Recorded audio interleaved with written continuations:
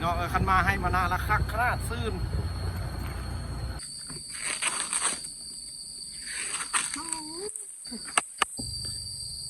อยู่ท้องให้ท้องนาพี่น้องผู้ใดมักแบบนี้เนี่ย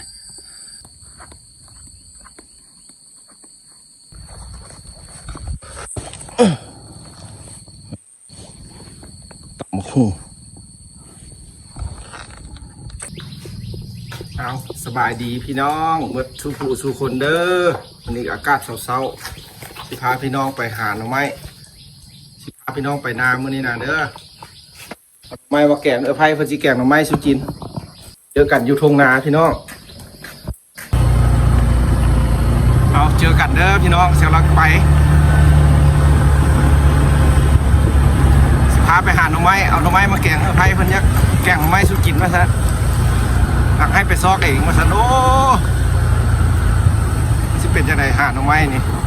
ลงทงละพี่น้องเอ้ยหนทางกันยากเลยนี่ใครแต่มื้อนี้แดดฝนบ่ตกแน่พี่น้องคันมาให้มานาละคักขนาดซื่นบ้านเขาก็มีแต่ทุ่งไร่ทุ่งนาเด้อพี่น้องเอ้ยว่าสิพาพี่น้องไปงมหอยอยู่คันนาอยู่มื้อนี้นะแต่หากสิได้แกงหน่อไม้แล้วมื้อนี้หาหน่อไม้พี่น้องเอ้ยชีวิตบ้านไร่บ้านนาไผ่เพิ่นก็สิคิดว่าโอ้ไปอยู่คุณบ่ได้กินแกงหน่อไม้เพิ่นสิพาแกงหน่อไม้ให้กินมื้อนี้นะเพิ่นก็บ่ไปเยี่ยง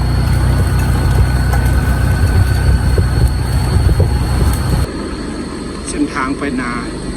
ก็สิประมาณนี้พี่น้องเอ้ยฝนบ่ตก2มื้อละอากาศก็อยากสดชื่นหน่อยนึง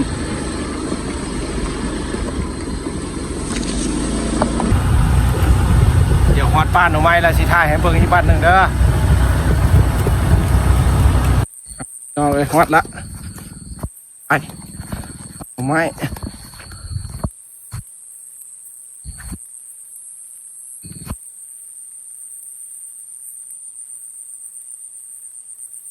ไอ้นาก็เข้ากำลังขึ้นเพิ่นเอ็ดนาบ้านพี่น้องเลยที่บ้านเฮานะเอ็ดนาบ้านเอ็ดนาดำกับโบร้อนดอกพี่น้องคนกับโบดำให้ดำนาแล้วเดี๋ยวนี้เราเขี่ยวเฮ็ดนาแล้วก็เขี่ยวไปหาเงินสมัยเศรษฐกิจแบบนี้นะโย่เจอกระปุเห็นกระปุ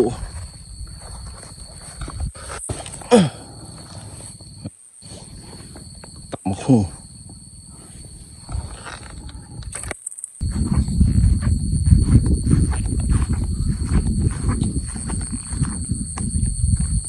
โอ้ตัวนี้อยู่ในหูน้ำเน่งนวลๆอยู่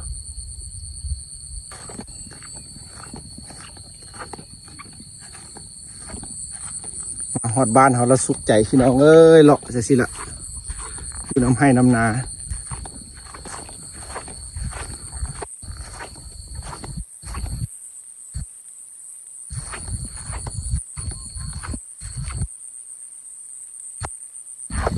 โอ้ตัวนี้อยู่กลางน้ำ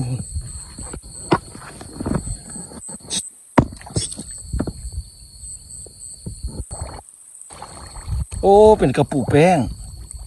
คิดอะไรพี่น้องกระปูอ่อนๆฮะน่ะเอาปล่อยกัน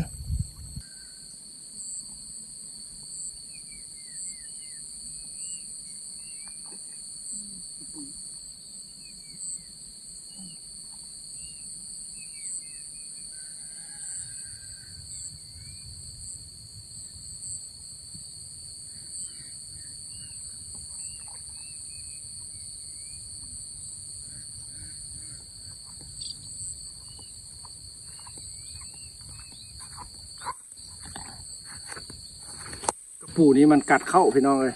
พอดีเอาไปเซตตำมะฮุ่งเลยมือนี้นะแกะไม่ตำมะฮุ่ง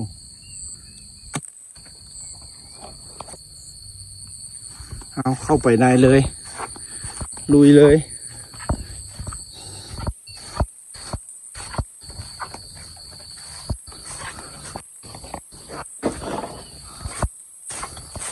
ไม่ตะกี้เพิ่นก็มาอยู่ให้อยู่นาพี่แล้วไม่ตู้แล้วว่ามาเฮ็ดนาเลี้ยงควายให้อยู่นาพี่ละ สะดวกสบายคนสมัยตะกี้ก็หน่อไม้กันหลายเนาะเราดูนี่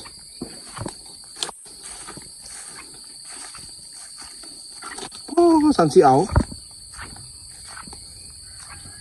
มีเป็ดมีไก่อีกหน่อไม้อ่อนๆบรรยากาศในเถียงก่อนพี่น้องเนาะแล้วจะเอาหน่อไม้นี่แหละอยู่บ้านเขานะพี่น้องเอ้ยผู้ใดมักคนเวียงจันทน์เพิ่นมักให้เด้อนี่นะมันอยู่ไทยก็เป็นคนกรุงเทพเพิ่นมักให้ได้อยู่ให้อยู่นาสิพี่น้องสบายใจคักอะไรก็กินอย่างกระแซบอยู่บ้านเขานะได้ไปซื้อเพิ่นหลายเย้มีตัวบักหุ่งน้อยอีกโอ้บ่ได้มาดดเลยพี่น้องเลยมีหนองป่าอีกโย่สิได้10 เบ็ดตีนี่นะมีป่าอยู่วะนี่นะเพิ่ง10 เบ็ดให้เบิ่งเด้อพี่น้องเด้อสิได้ป่าบ่เอาหน่อไม้ก่อนเนาะตอนนี้เนาะเอาหน่อไม้ก่อน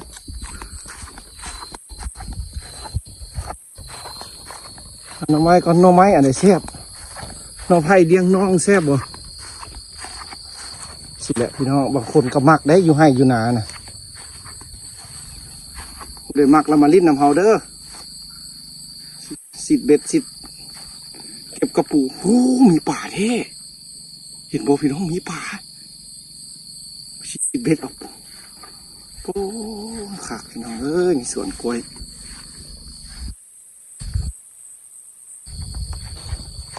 ไว้มีต้นมะฮุ่งโอ้เป็นมากเลยมะฮุ่งนะโอ้ผักกระเซ็ดจนได้เอาขึ้นทางโคกหลายโพด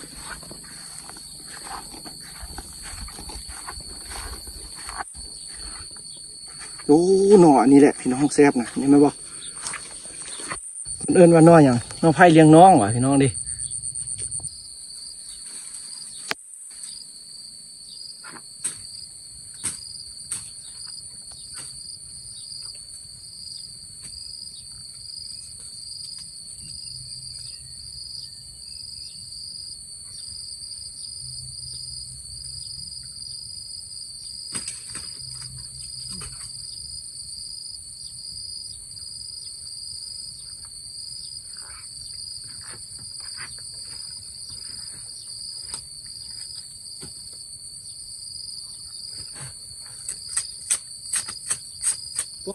เลยสดๆเลย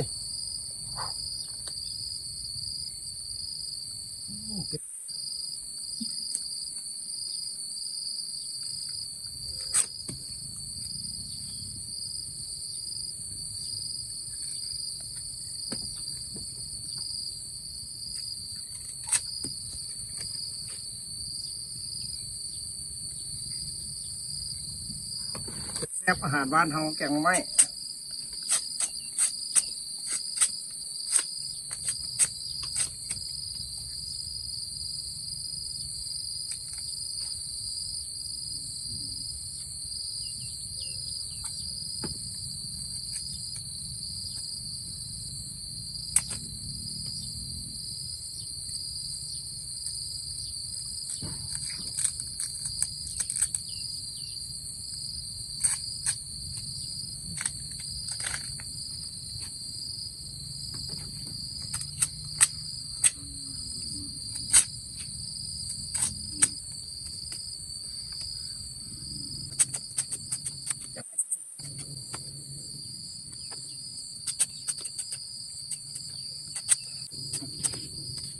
ดูคนเอาไว้พูดเอาไปดูสุ่มต่อไปไม่พี่น้องยังอ่อนอยู่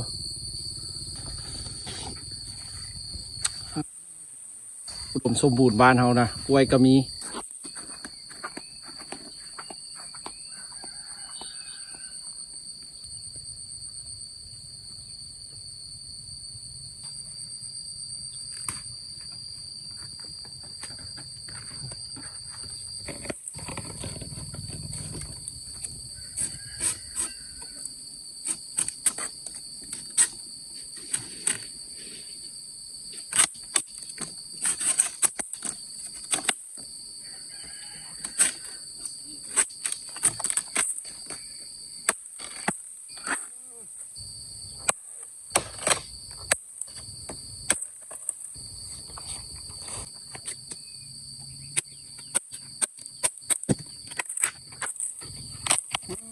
เพาะขนาด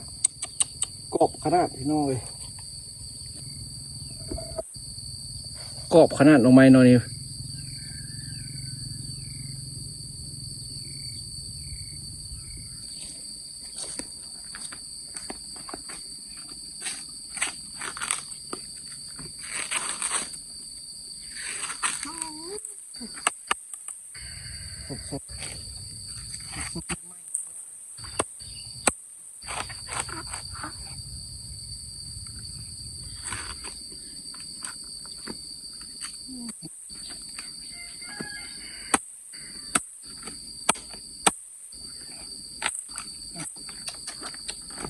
ใหม่ๆเลย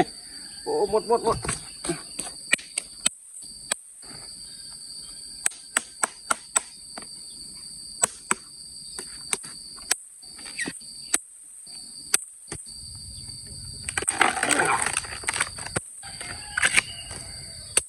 ไอ้แซ่บๆมือนี่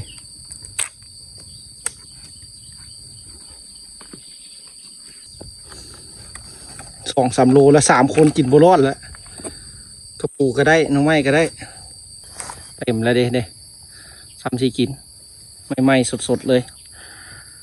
กระปูก็ได้ตำหมักต้องมือนี่เบิ่งซีป่าก็เด้อพี่น้องเอาป่าก่อนลองเบิ่งซีมีป่าบ่มาพี่น้องบาทนี่ซีเบ็ดเอาป่าเบิ่งเด้อนี่เหยื่อกระพร้อมเรียบร้อยลองเบิ่งซีได้ป่าบ่ซีมีป่าบ่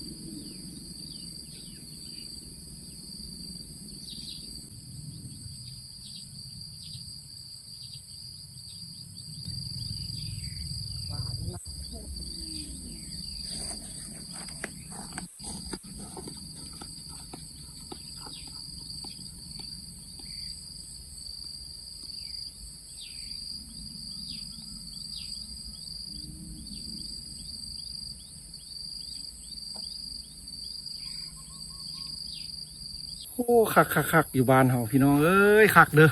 เหงื่อแตกเลยคักบ้านเฮาน่ะสุดยอดมาโลดบ้านให้บ้านนาพี่น้องกลับบ้านมานี่นะเมื่อต้มหน่อไม้ก่อน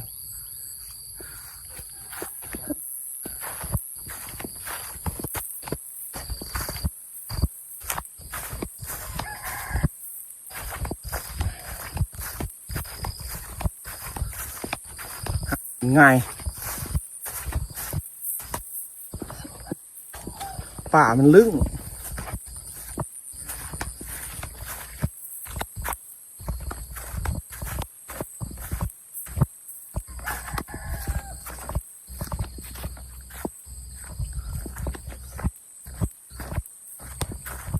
ป่ามันลึ่งแล้วพี่น้องป่าเลี้ยงดิพี่น้องเลยป่าแบบมันลึ่งหัวหารแล้วมันบ่กินเนื้อทับสัตว์เขาก็บ่ได้ป่าแต่หน่อไม้ไปมือบาทนี่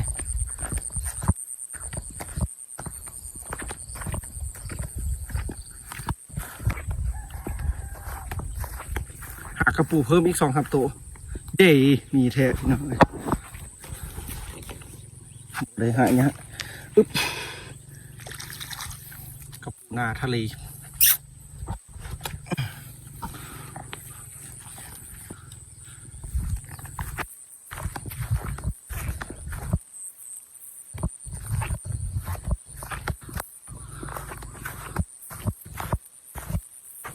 พี่น้องเอ้ยขอบใจทุกคนที่ตามเขาเด้อมื้อนี้เขาก็มาลงให้ลงนาแล้วก็ถ่ายวิวอยู่ให้อยู่นาให้พี่น้องเบิ้งบ้านของเขาพี่น้องเอ้ยมีแต่ให้แต่นาไม่ก็ไม่ได้ไปซื้อเพิ่นป่าก็คันดุไปหาก็บ่ได้ซื้อเพิ่นคันเขาหาบ่เป็นก็จำเป็นได้ซื้อผู้ใดหาเป็นแล้วมาหารถอยู่บ้านเขาพี่น้องเอ้ยบึงนองบักไงมือสวยละเอาขอบใจทุกคนที่ติดตามให้กำลังใจเขาเด้อตั้งแต่มาแต่ละเซียพูด มื้อนี้ก็ลงให้ลงนาแล้วก็สิหาหน่อไม้จะสิละพี่น้องเอ้ยบ้านเฮานะบ่ได้ไปใส่มาบ้านก็อยู่แต่ให้แต่นาสิละสบบ้านนาภูเขาควยเอาพบกันใหม่คลิปต่อไปมื้อหน้า